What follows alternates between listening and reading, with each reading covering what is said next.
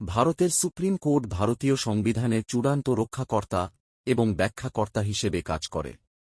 সংবিধানের সর্বোচ্চ মর্যাদা রক্ষা এবং নাগরিকদের অধিকার সুনিশ্চিত করতে সুপ্রিম কোর্টের ভূমিকা নিচে আলোচনা করা হল। সংবিধানের রক্ষাকর্তা হিসেবে ভূমিকা বিচার বিভাগীয় পর্যালোচনা।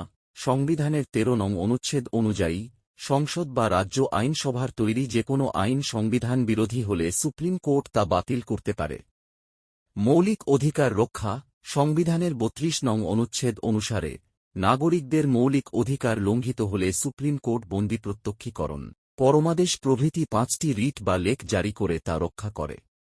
মৌলিক কাঠামো তত্ত্ব।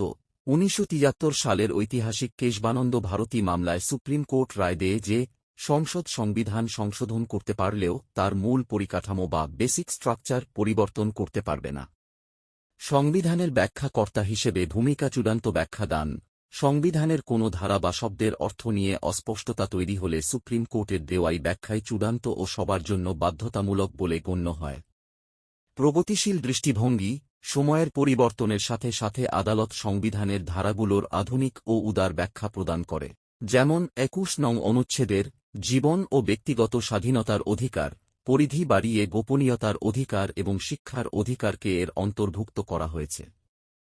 যুক্তরাষ্ট্রীয় ব্যবস্থার ভারসাম্য। কেন্দ্র ও রাজ্যগুলোর মধ্যে ক্ষমতা বণ্টন বা যেকোনো আইনি বিরোধের ক্ষেত্রে সুপ্রিম কোর্ট সংবিধানের সঠিক ব্যাখ্যা দিয়ে কেন্দ্রের স্বেচ্ছাচারিতা রোধ করে।